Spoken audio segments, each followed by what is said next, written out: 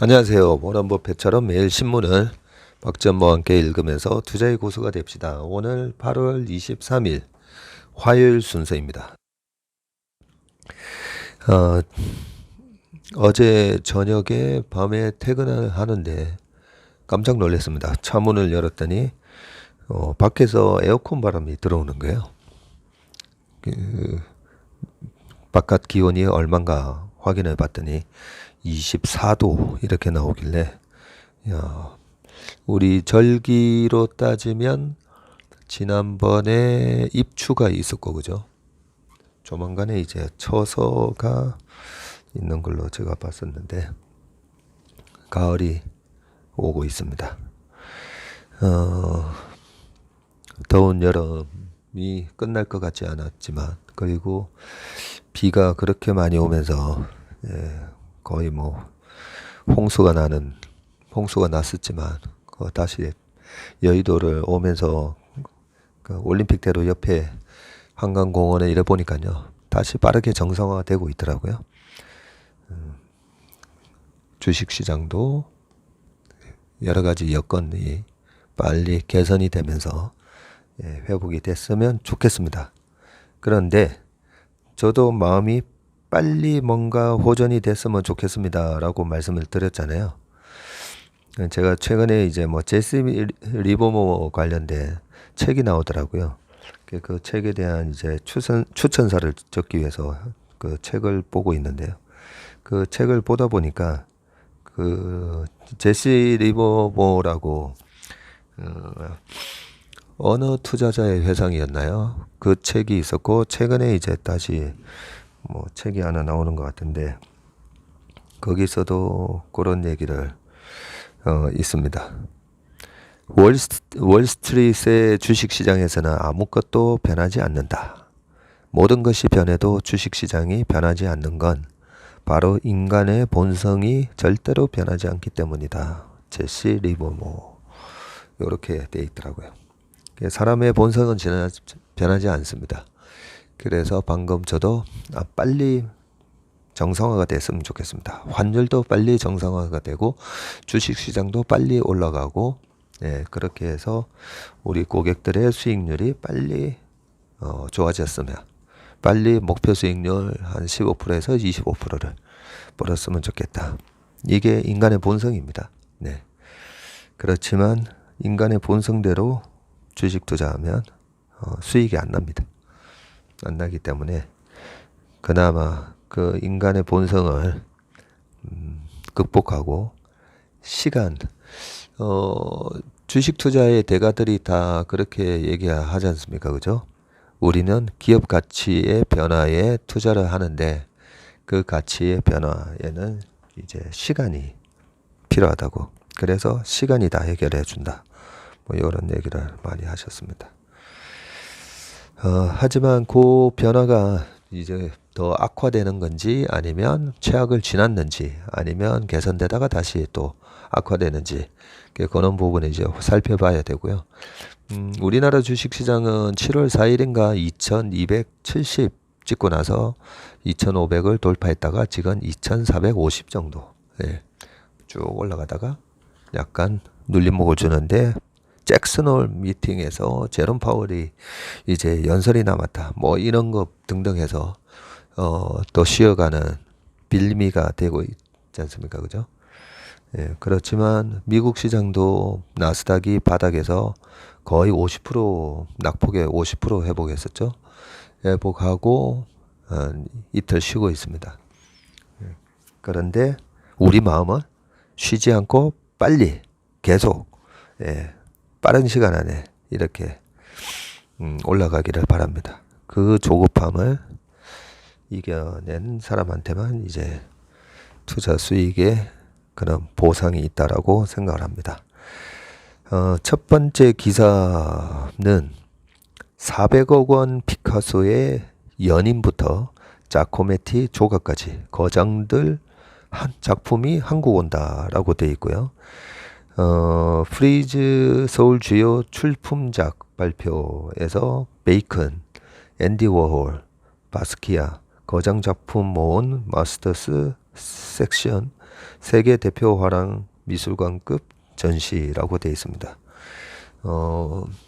리오프닝이 되니 안 되니, 그리고 여러 가지 경제가 상당히 2년 동안 안 좋았었잖아요. 이런 미술 시장에도 큰 영향을 미쳤다가 이렇게 큰 지금 아트페어가 열리나 봅니다. 옆에 지금 그림이 나오고요. 파블로 피카소의 해가지고 가로 열고 1937년 사진 제공 프리즈라고 돼 있는데, 이게 틀림없이 피카소가 이제 스페인 말라가라는 도시에서 태어나가지고 프랑스에서 계속 활동을 하셨기 때문에 저도 그냥 이제 프랑스의 화가 이렇게 생각을 하고 있는데, 요 제목이 아마 프랑스어잖아요, 그죠? 뭐라고 어떻게 읽어야 될지 모르겠더라고요. 그냥 이제 핌 베레 루즈 펌폰, 예, 영어식으로 그냥 읽어보면 영어 단어랑 이제 비슷하지 않습니까, 그죠? 라틴어에서 들어온 영어도 있고 프랑스어가 영어로 쓰이는 그런 부분들이 많기 때문에 그냥 해석을 하면 베레, 이게 이제 베레모 할 때 베레였더라고요. 루즈는 붉은, 그래서 붉은 베레모를 쓴 여인. pompon은 무슨 이런 소리나 공 이런 거라는데, 예, 그런 장식이 달린 붉은 베레모를 쓴 여인, 뭐 요렇게 하면 되는데, 옆에 프랑스어로라도 이렇게 한글로 써주면 좋을 텐데, 프랑스어가 우리가 발성하기 어려운 이 단어가 많다 보니까 그냥 원문만 이렇게 써놔가지고 읽기가 상당히 막 여기저기 찾아봤는데 어떻게 읽어야 되는지 모르겠더라고요. 요 그림이 9월 2일 서울 삼성동 코엑스에서 개막하는 프리즈 서울 마스터스 섹션에 등장한다. 피카소의 연인 중 가장 아름답기로 유명한 마리 테레즈 발테르의 초상화인데, 세 연인 도라 마르를 겹쳐 주목받는 연작 중 하나다. 2017년 영국 사업가에게 2천만에서 3천만 파운드, 약 316억에서 475억에 판매된 것으로 알려진 작품인데, 프리즈 관계자는 현재까지 집계된 프리즈 서울 참가작 중에서 최고 가격으로 보인다고 밝혔습니다. 이 작품을 들고 오는 뉴욕 아큐벨라 갤러리즈는 3대에 걸친 화상으로 올해 창립 101주년이 된다고 합니다.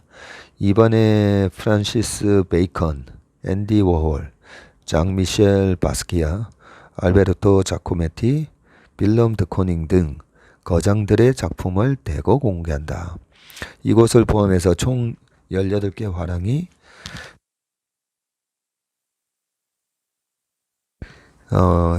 이곳을 포함해서 총 18개 화랑이 고대부터 20세기까지 아우르는 작품을 미술관급 전시를 선보인다고 하고요.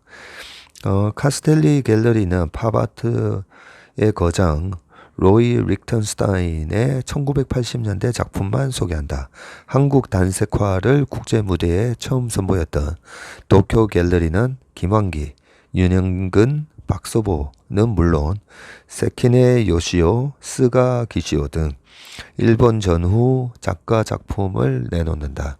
국내에서는 학고제가 백남준의 라디오맨 1987년작을 출품하고, 갤러리 현대는 곽인시, 이승태, 박형기 등 실험적 작가로 한국 미술의 자존심을 세운다. 세계 3대 아트페어 프리즈와 공동 개최하는 키아프 조직위원회는 22일 기자간담회에서 주요 출품작과 행사 내용을 함께 소개했다. 패트릭 리 프리즈 서울 디렉터는 아시아 첫 프리즈인 만큼 여기에 참가하는 아시아 화랑 비중이 30%가량 된다면서 아시아 미술이 세계로 뻗어가는 플랫폼 역할을 할 것이라고 밝혔다. 포커스 아시아 섹션을 통해서 아시아 신진 작가도 집중 조명한다. 황달성 한국화랑협회 회장은 프리즈와 차별화하기 위해 키아프는 신진 작가나 중견 작가의 신작 위주로 출품을 했고 수준 높은 관람 경험으로 한국 위상을 높일 것이라고 말했습니다. 키아프는 코엑스 1층 AB홀과 그랜드 볼륨, 프리즈 서울은 코엑스 3층 CD홀에서 9월 2일에서 5일 개최된다고 합니다. 네, 통합 당일권이 7만원, 프리뷰 이용권은 20만원이라고 하네요. 부끄럽지만 이런데 한 번도 안 가봐가지고요. 잘 모릅니다, 제가. 그림에 대해서. 그래서 모르는 거는 자꾸 나이가 들면 회피하게 되기 때문에 이렇게 유명한 엄청난 그 작품이 한국에서 전시된다고 해가지고요. 한번 소개해 드렸습니다. 그림 소식을 조금 공부하는 김에 조금 더 공부를 해보려고 다른 기사가 하나 있어서 또 따왔습니다. 지금 오늘은 전부 매경 기사입니다. 네. 진격의 K아트, 저변 넓은 일본, 세금 감면 싱가포르와 아시아 허브 3국지라고 돼 있고요. 내달 한국이 포문 여는 아시아 미술 왕자의 게임이라고 돼 있는데 코로나 중국과의 갈등, 홍콩이 힘이 빠지자 한국 등 주변국 차기 맹주 경쟁을 하고 있고요. 요런 또 배경이 있었네요. 최근에 이제 홍콩이 아주 안 좋죠. 그러면서 이제 싱가포르가 국제교역도시 위상 1작가층이 두껍고 슈퍼리치가 많고 일본은요. 일본은 작가층이 두껍고 슈퍼리치가 많고 MZ 올라탄 서울 예술도시 도약 양도세 등 발목 잡는 규제는 여전하다. 뭐 요렇게 돼 있네요. 봅시다. 9월 개막하는 프리즈 서울은 아시아 미술 허브 전쟁의 선전포고를 한 것이다. 중국의 국가보안법 도입과 언론 탄압 그리고 코로나19 봉쇄 등으로 글로벌 기업의 홍콩 엑스더스가 현실화되고 있다. 지금 홍콩 대탈출이 있는데 이 그림 쪽에서도 영향을 받나 봅니다. 그림 시장에도. 이 기회를 맞아서 라이벌 도쿄와 싱가포르도 일제히 글로벌 아트페어 개최를 알리면서 아시아 맹주를 자처하고 나섰다. 오는 9월에 이어 내년 1월과 7월 글로벌 아트페어가 아시아에서 차례로 창설된다. 싱가포르는 국제도시의 경쟁력을 살려서 경매 시장과 아트페어에서 러브콜을 동시에 받고 있고요. 프리즈 서울을 코앞에 두고 세계 양대 경매사인 소드비는 15년 만에 싱가포르 진출을 선언했다고 합니다. 소드비는 오는 28일 리젠트 호텔에서 근현대 미술 경매를 열고요. 45억 원 상당의 자오우키, 핸드라 구나원, 하비에르 카에야 작품 등을 출품하고요. 소드비는 홍콩에서 아시아 활동을 통합하기 전에 1996년에서 2007년 동남아시아 허브로 싱가포르를 지켜왔다. 1996년 한국에서 철수한 소드비가 프리즈 직후인 오는 10월 한국 사무소 개설을 선언한 만큼 서울에서도 소드비 위성 경매가 열릴 가능성이 있다. 1996년이면 딱 우리나라 IMF 터지기 전에 그때 한국에서 철수를 했네요. 대단한 우리 여기 주식시장에서는 매사기라고 그러는데 네. 촉이 좋다 뭐 이런 뜻입니다. 싱가포르는 내년 1월 12일에서 15일 새로운 아트페어 아트 SG도 설립한다. 아트바젤을 주관하는 스위스 MCH 그룹이 투자를 철회하면서 연기된 지 3년 만에 공식적으로 개최가 발표됐다.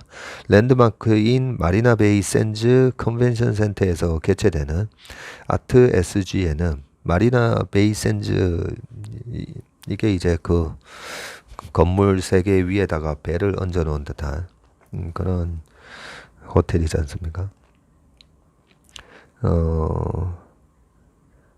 여기서 개최되는 아트 SG에는 주요 국제 갤러리가 150개 이상 참여한다. 아트 SG는 이미 빅토리아 미로, 화이트 큐브, 가고시안, 페이스, 세리콜스 등 80여 개 국제 갤러리가 참여를 확정했다. 아트바젤 홍콩을 성공시킨 아트페어 메이커 매그너스 램프루가 MCH 지분을 매입해서 창설했고요. 아트 센트럴 홍콩의 전시 감독을 지낸 수인 양을 감독으로 임명했다. 싱가포르의 장점은 동남아 관문 도시라는 지리적 이점 외에도 영어를 공용어로 사용하는 국제교육 도시로서 위상을 빼놓을 수 없다. 예, 이 부분이 상당히 크죠. 그리고 여러 가지 이 세금이나 이런 부분도 홍콩하고 경쟁을 하다 보니까 세금도 굉장히 낮습니다. 세금이 낮다 보니까 그런 여러 서양의 그런 대기업들이 그 아시아를 공략할 때 아시아 이제 그 헤드쿼터라고 하는 그 본부를 갖다가 홍콩 아니면 이제 싱가포르에다가 설치를 하고요. 그리고 특히나 이제 싱가포르 같은 경우에는 이제 자금의 유출입이 굉장히 용이하게 돼 있고 뭐 상속세 뭐 이런 거 없는 걸로 유명하고요. 양도소득세나 법인세 이런 것도 15% 미만으로 제가 기억을 하는데 그렇게 해서 싱가포르도 뭐 도시국가라고 말씀드렸잖아요. 서울보다 한 1.1배 그런 나라에서 뭐 자원이 없는 거는 우리보다 더 훨씬 심하고요. 물 같은 경우에도 제 기억으로 말레이시아에서 물을 끌어와서 싱가포르에서 정수를 해서 싱가포르에서 쓰고 남는 물을 다시 말레이시아에다가 역수출하는 그런 식의 정도로 여러 가지 이제 기술력도 많이 높아져 있고 자원은 없지만 굉장히 이제 그 다국적 기업들이 활동하기 굉장히 편하게 되어 있습니다. 거기에 이제 영어를 쓴다는 것 자체가 상당히 큰 경쟁력이고요. 여기 아트 SG 조직위원회는 안전지역으로서의 평판. 여기 이제 쭉 나오네요. 안전지역으로서의 평판. 그 뭐 영어로는 이제 시큐리티가 아주 좋다라고 할 수가 있죠. 실제로 저희 가족들이 거기 2년 동안 살 때 뭐 문단속 잘해라 이런 얘기를 한 번도 해본 적이 없습니다. 저도 이제 한 번씩 갔을 때 뭐 밥 먹으러 나갈 때 그냥 집 문을 갖다가 안 잠그고 그냥 나와도 될 정도로 굉장히 시큐리티가 좋다라고 볼 수가 있고요. 새로운 세대의 고소득 전문직 종사자, 경쟁력 있는 세금 제도를 싱가포르에 진출하는 이유라고 설명했고요. 싱가포르는 세계에서 빠르게 성장하는 경제 국가이자 인구 500만 명을 보유한 동남아의 중심지라면서 적어도 국제 수준의 아트 페어를 열어야 한다고 말했습니다. 싱가포르 이 시큐리티 얘기하니까 옛날 그 빌 클린턴 시절이었는데요. 1990년대죠. 빌 클린턴 시절에 그때 당시에 싱가포르에서 살던 미국인이 뭔가를 잘못했어요. 뭔가를 잘못하니까 싱가포르에는 그 곤장, 우리나라로 따지면 곤장, 태형이 있습니다. 태형. 그 태형을 이제 때리도록 이제 선고를 받았고요. 그게 이제 뭐 아시아 싱가포르에서 미국인이 이제 태형을 맞는다 하니까 트럼프까지 그때 빌 클린턴까지 나서 가지고 그거 좀 자제해 달라 그런 얘기를 했지만 어떻게 됐겠습니까? 태형을 했습니다. 네. 아무리 뭐 미국인이고 해도 싱가포르 법에 따라서 그냥 퇴영을 때려버렸습니다. 네. 근데 그거 퇴영했다고 해가지고 뭐 미국과의 관계가 소원해지고 그런 건 없었습니다. 그게 갑자기 생각나네요. 그리고 뭐 싱가포르에서는 뭐 껌을 팔지 않고 거리가 깨끗하고 그 굉장히 법이 강합니다. 법이 강하다 보니까 실제로 이제 싱가포르 같은 나라가 보면 그 이광료 그다음에 사위 고척동 그리고 지금은 이광료 그 총리의 그 아들 이세용 네, 이광료 총리는 한 몇 년 전에 돌아가셨죠. 그 아들이 지금 하면서 50년 넘게 이제 어떻게 보면 독재하고 있는 국가 가족 세습 체제의 국가임에도 불구하고 이렇게 굉장히 이제 발전을 했고요. 발전을 했는데 굉장히 그 시위도 못 하고요. 그 그리고 그 사복을 입은 경찰들이 돌아다니면서 그 시위하는 사람이 있으면 아예 추방을 시켜버린다고 하죠. 굉장히 그 양면성이 있는 나라입니다. 네, 굉장히 자본주의적인데 그런 가족 세습 체제에 약간은 독재 국가다. 예, 그런 부분을 우리가 좀 알 필요가 있습니다. 그 독재 국가인데 그렇게 여러 가지로 이렇게 국제 도시로 만들어 가지고요. 세금은 낮추면서 엄청난 이제 글로벌 기업으로부터 세금이 들어오고 그걸로 이제 복지가 상당히 좋은 면이 있습니다. 그러다 보니까 이제 국민들의 그 불만이 좀 적은 그런 부분이 있죠. 도쿄 얘기로 또 넘어가 보겠습니다. 여기 이제 한편 도쿄는 내년 7월에서 7월 9일 도쿄 겐다이를 창설한다.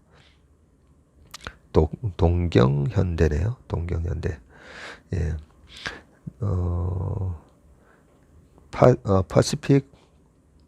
파시피코 요코하마 컨벤션 센터에서 열리는 아시아 태평양 지역 중심의 국제 아트 페어로 국제 갤러리 100여 개가 참가하는데요. 일본화랑 20%를 제외한 80%가 해외 갤러리로 채워진다고 하고요.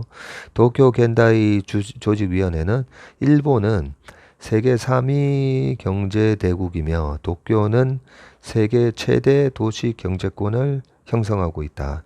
500만 달러, 뉴욕에 이어서 2위 이상을 보유한 자산가 8만 1645명이 살고 있다고 하면서 500만 달러면 500만 달러니까 우리나라 돈으로 지금은 62억 정도 되죠.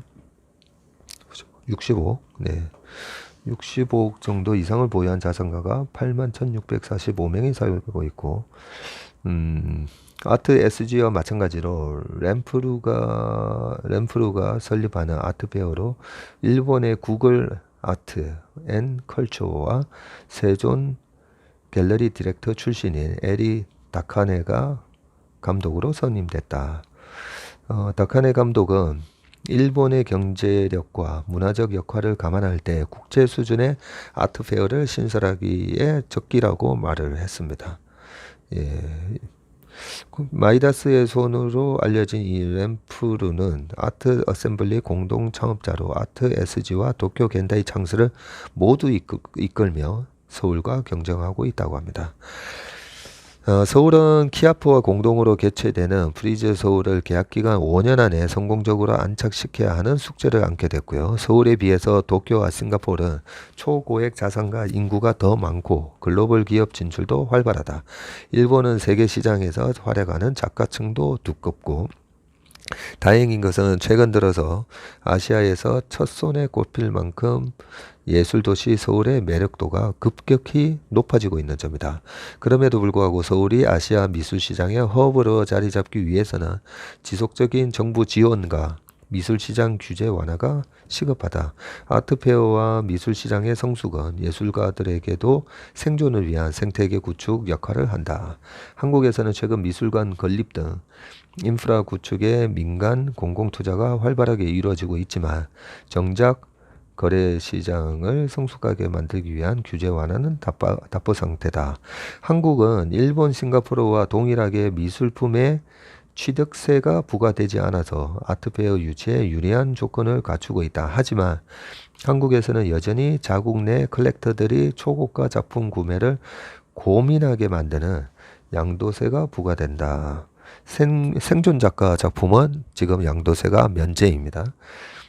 일본 역시 양도소득은 소득세 최대 45%가 적용되고요. 양도가액이 30만 엔 이하인 미술품은 면제된다. 한국의 경쟁시장인 홍콩이나 싱가포르는 부가세 7%는 양도세를 과세하지 않는다. 홍콩이나 싱가포르는 양도세를 과세하지 않는데 부가세 7%가 있다고 합니다. 우리나라도 제가 알기로는 최근에 바뀐 걸로 알고 있는데요. 바뀌어서 양도세, 생존 작가는 양도세가 당연히 없는 걸로 지금 됐고요. 그리고 돌아가신 작가분 작품에 대해서 양도세가 아니라 팔았을 때 5%인가 10% 매매가의 5% 정도만 내는 걸로 바뀐 걸로 알고 있는데 제가 확인을 해서 다음에 이런 기사 있을 때 정확하게 말씀을 드리겠습니다. 네. 자, 이제 지금 주식시장을 두렵게 만들고 있는 여러 가지 지표들 중에 원달러 환율이 지금 가장 무시무시합니다. 1340원 원화값이 급락을 하고 무역적자는 최대. 지금 강달러 덫에 갇힌 한국경제. 원화값 13년 4개월 만에 지금 최저치고요. 13년 4개월이면 2009년이겠죠. 네. 그때 2008년도에 금융위기가 서프라임 모기지 사태가 있었을 때 한 1560원까지 올라갔다가 2009년 초에 계속 환율이 좀 높았었거든요. 그래서 그때 이후로 가장 높다 이렇게 되어 있습니다. 올 누적 무역 적자가 254억 달러고요. 지금 1월에서 8월 이미 사상 최대 쌍둥이 적자 우려 더 커지고 있다라고 되어 있습니다. 미국 달러 대비 원화값이 13년 4개월 만에 최저치로 주저앉았고 누적 무역 수지 적자도 약 35조 원에 달한 것으로 집계가 됐습니다. 올해 무역 적자는 이미 연간 기준 사상 최대 폭을 이미 찍었고요. 원화값 약세가 국내 기업들의 수출 증대로 이어지던 그간의 공식이 깨지면서 막대한 재정 무역 적자가 동반되는 쌍둥이 적자가 25년 만에 현실로 닥칠 분위기다. 서울 외환시장에서 달러당 원화값은 지금 20일 장중에 1340원을 기록했고요. 지금 현재 원달러 환율은 1341원. 장 시작하고 빠지는 듯 하다가 다시 또 올라가고 있습니다. 지금 금융위기 당시인 2009년 4월 29일 날 요때가 1357원이었는데요. 그 이후 13년 4개월 만이라고 되어 있고요. FMC가 공개한 7월 연방 공개시장위원회 회의록에서 고강도 긴축을 이어가겠다는 입장이 확인되면서 달러 매수세가 강해졌고 원화가치 하락을 부추기고 있습니다. 유럽의 에너지 위기 그리고 중국의 경기 침체가 겹치면서 안전자산인 달러 수요가 늘어난 것도 영향을 미쳤고요. 올해 들어 달러 대비 원화 가치는 연초 1185원에서 대비해서 지금 13%나 떨어져 있습니다. 같은 날 발표된 1일에서 20일 무역수지 적자폭은 지난달까지 연간 누적 적자의 3분의 2에 달해서 경제당국을 지금 긴장시키고 있고요. 5개월 연속 적자를 지금 이어가고 있습니다. 5개월 연속 적자가 쌓인 건 2007년 12월에서 2008년 4월 그때 5개월 연속 적자가 나섰네요. 14년 만이라고 합니다.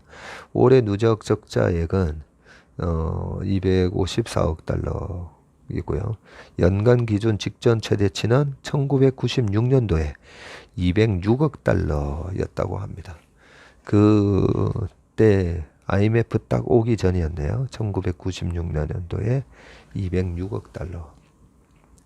무역수지와 원화값의 동반 비상이 걸리자 정부는 설명 자료를 통해서 무역수지 적자는 연초부터 이어진 에너지 가격 상승 때문이라면서 경상수지는 6월까지 견조한 흑자를 유지하고 있다고 밝혔습니다. 그러나 시장은 국제통화기금 무역수지 그러나 시장은 국제통화기금 IMF 외환 위기 때인 1997년 이후에 25년 만에 쌍둥이 적자 가능성을 유력하게 전망하면서 한국 경제의 퍼펙트 스톰을 우려하고 있다. 도은빈 한국무역협회 국제통상연구원은 원화값 추락과 원자재값 상승이 무역수지 그리고 국내 총생산 GDP를 압박하고 있다라고 되어 있습니다. 여기서 중국 얘기가 나왔기 때문에 중국 관련 기사가 또 하나 있어서 베이징에서 손인선 특파원께서 쓴 기사인데요. 중국이 경기 침체 우려에 기준금리를 0.05%포인트 인하를 했습니다. 네, 지금 표에 보시면 중국 1년 만기 대출 우대금리 LPR이라고 하는 거, 이 우대금리가 2019년도에 4.31이었었는데 2019년도에 글로벌하게 전부 다 이제 금리를 낮추는 분위기였었잖아요. 페드도 금리를 3번 낮췄었고 요때 4.3에서 중국 정부도 금리를 한둘 셋 넷 다요. 중국 정부라고 하면 안 되겠죠. 중국 중앙은행, 인민은행에서 이렇게 낮췄다고 해야 되겠죠. 그래서 2020년도에 3.85를 만들어 놨다가 최근에 미국은 금리를 올리기 시작을 했는데 유럽하고 다른 나라들 다 금리 올리고 있습니다. 그런데 3.7로 내리고 3.65로 또 내렸네요. 보니까 부동산 시장 살리려고 특단의 조치를 지금 하고 있고요.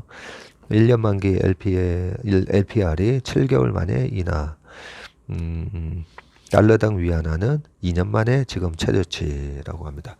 올 초까지만 하더라도 6위안 초까지 떨어졌던 지금 달러당 위안화 가치가 6.85까지 지금 올라가면서 위안화 가치가 갑자기 이렇게 안 좋아지고 있습니다. 주요 내용을 조금만 더 읽어볼게요. LPR은 중국 내 18개 시중은행이 보고한 최우량 고객 대출 금리를 취합해서 평균을 낸 수치에 불과하지만 시장에서는 중앙은행이 LPR 선정에 직접 개입을 해서 시장 금리를 조정하는 역할을 하는 것으로 받아들이고 있다고 합니다. 1년 만기 LPR은 대부분 신규 대출과 미지급 대출, 5년 만기 LPR은 주택담보대출의 기준으로 적용이 된다라고 합니다. 시장에서는 인민은행이 이날 LPR을 인하할 것으로 예상했었다. 리커탕 총리가 경기 부양 의지를 확고히 드러낸 데다가 LPR 산정에 직접적인 영향을 미치는 1년 만기 중기 유동성 지원 창구 대출 금리가 지난주에 2.85에서 2.75로 인하됐기 때문이다. 이렇게 뭐 쭉 돼 있고요. 인플레이션에 시달리는 미국이 긴축을 위해서 빠르게 금리를 올리고 있는 상황에서 미중 간 금리 차가 더 커지면 중국 내 외국 자본의 유출은 물론 위안화 가치와 주가가 급락할 수 있기 때문이다. 이미 위안화 환율은 시장의 우려가 선반영되면서 20일 고시한 달러 대비 위안화 가치가 6.8198 위안으로 2020년 9월 이후 2년 만에 가장 낮은 수준을 기록했다. 그때 미중 무역 분쟁 갈등이 깊어지면서 7위안을 뚫었었잖아요. 그래서 이제 7위안은 지키겠다 해가지고 파우치 해가지고 했지만 7위안이 그때 깨졌었고요.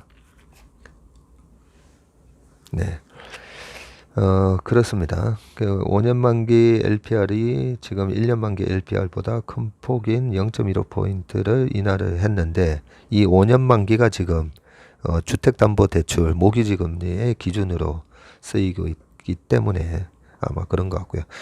최근에 보면 중국에 지금 그 빈 아파트가 뭐 1억 채가 있다. 뭐 이런 뉴스가 있고요. 실제로 음, 조금 문제가 많아 보이더라고요. 여기 국내 중국 GDP에서 부동산이 차지하는 비중이 30%에 달한다고 합니다. 30%에 달할 만큼 절대적인데 최근 부동산 경기가 급격히 얼어붙으면서 침체 국면에 빠진 중국 경제에 큰 짐이 되고 있다는 우려가 커지고 있습니다. 근데 뭐 상해랑 뭐 베이징이랑 그렇게 큰 도시를 뭐 봉쇄를 시켜버리고 뭐 그런 거에 대한 또 약간의 대가이기도 하겠죠. 네, 지금 7월 중국 70개 주요 도시 신규 주택 가격은 전년 동기 대비 0.9% 하락하면서 2015년 9월 이후 가장 큰 하락폭을 기록했다. 1월에서 7월 누적 부동산 개발 투자 증가율은 마이너스 6.4%에 머물렀다. 일각에서는 인민은행이 경기 부양을 위해 추가로 금리 인하에 나설 것이라는 관측이 나온다라고 되어 있는데 지금 달러 지수를 보면 전 세계 그 뭐 유로화 그리고 엔, 뭐 유로에 대한 비중이 가장 크긴 한데 유로, 엔, 영국 파운드 뭐 등등 스위스 프랑 다 이렇게 해서 이제 달러 지수가 상대적 개념으로 만들어지는데 지 않습니까? 그죠? 그렇긴 한데 우리나라 원달러 환율이 저렇게 1340원 가고 하는 거에는 이 중국에 아무래도 영향이 분명히 있다라고 생각합니다. 중국이 한창 잘 나가던 시절 제가 말씀드렸잖아요. 2004, 5, 6, 7년도에 그때 당시 중국의 GDP가 10% 넘게 하고 14.2%를 기록했던 게 2007년이거든요. 그때 당시만 하더라도 그렇게 이제 경기가 좋다 보니까 우리나라 원달러 환율이 900원이 살짝 깨졌었습니다. 원엔 환율도 770원까지 갔었고요. 그 정도로 이제 우리가 중국 바로 옆에서 대중 수출 비중이 거의 뭐 25에서 30% 사이 나오다 보니까 중국이 잘 되면 우리나라 원화 가치도 같이 강세로 가고 중국이 안 되면 우리나라의 원화 가치도 이렇게 영향을 받는 그런 모습이 있기 때문에 최근에 원달러 환율의 저런 고환율의 영향이 이 바로 옆에 있는 중국의 부동산 시장에 대한 불안이 아무래도 영향을 준다라고 봐집니다. 미국 러시아 매출 쑥 훨훨 나는 오스템 임플란트 네, 요까지만 하고 마치겠습니다. 임플란트 판매량 지금 세계 1등이라고 하고요. 미국 진출 16년 만에 누적이 이제 이익으로 돌아섰나 봅니다. 필라델피아 생산 시설을 증축을 하고 있고 직판 영업과 밀착 서비스로 모스크바 치과 35%를 휩쓸고 있다라고 하면서 표가 나오는데 우리나라 임플란트 회사가 뭐 오스템 임플란트, 디오, 덴티움 굉장히 중국에서 이제 선전을 하고 있고 알고 있는데 이 다른 지역에서도 잘 되나 보네요. 해외 지역별 매출 동향입니다. 2018년, 19년, 20년, 21년 동안에 미국이 556억 원이었다가 지금 작년에 921억 원이 됐고요. 아시아는 아마 중국 포함이겠죠. 1,400억이었다가 지금 3,146억이고요. 유럽은 387억이었다가 지금 959억입니다. 저는 임플란트를 한 적이 없는데 임플란트 어머니 할 때 그때 제가 기억하기로 한국산을 쓰면 얼마 그런데 독일산 뭐를 쓰면 뭐 한국산 100만원이면 독일산 뭐 150만원이다 뭐 이랬던 기억이 나는데요. 조금만 읽어볼게요. 단일 국가 기준 전 세계에서 가장 큰 임플란트 시장은 미국이네요. 네, 14억 인구에 곱하기 이빨수 뭐 24개 뭐 이러면 도대체 몇 개입니까 그게 그죠? 뭐 그런데 미국이 3억 3천 미국 시장이 훨씬 큰 시장이네요. 스트로만이었던 것 같아요. 스트로만, 다나허, 덴츠플라이드 임플란트 종주국 브랜드들이 일찌감치 시장을 선점한 가운데 수많은 업체가 치열한 경쟁을 벌이고 있다.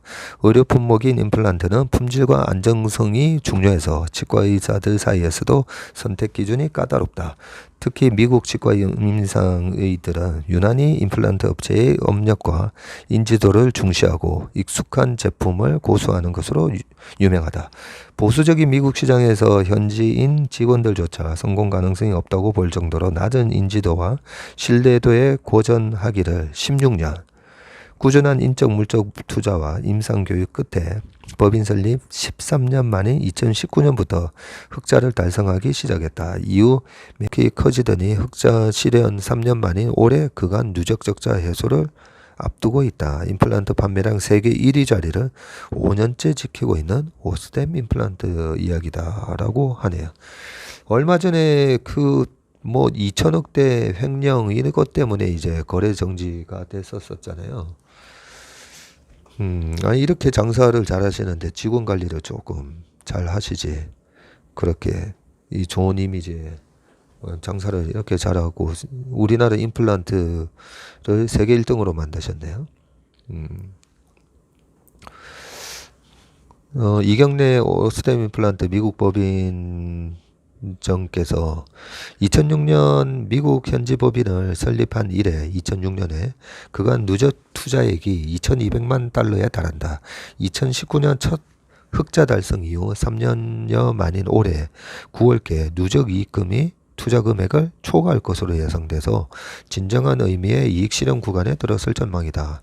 2006년부터 이제 투자했던 금액을 딱 이제 다 뽑는다는 얘기네요. 오스템 임플란트가 올 2분기 매출 2,654억에 영업이익 564억을 기록을 했고요. 저희도 이거 리포트를 한번 읽어보긴 했는데 올해 한 해 이익이 한 2천억이 넘는 걸로 그렇게 나오더라고요. 물론 이제 시가총액이 얼마인지가 중요하죠. 특히 미국 시장에서 1년 전보다 47.9% 늘어난 매출 413억 원을 올렸다라고 쭉 돼 있는데 기사는 한번 쭉 확인을 해보시길 바라겠습니다. 네, 저도 조금 더 읽어봐야 되겠네요. 중국 시장에서 선전하는 건 알고 있었지만 다른 지역에서도 특히 미국 최근에 보면 우리나라 강남이나 이렇게 지나다니다 보면 외국인들이 꽤 많이 지금 보이지 않습니까? 그죠? 네, 그런 면에 있어서 한국의 위상 자체가 많이 올라가서 이런 또 좋은 성과들이 제조업에서도 나타나고 있다는 생각입니다.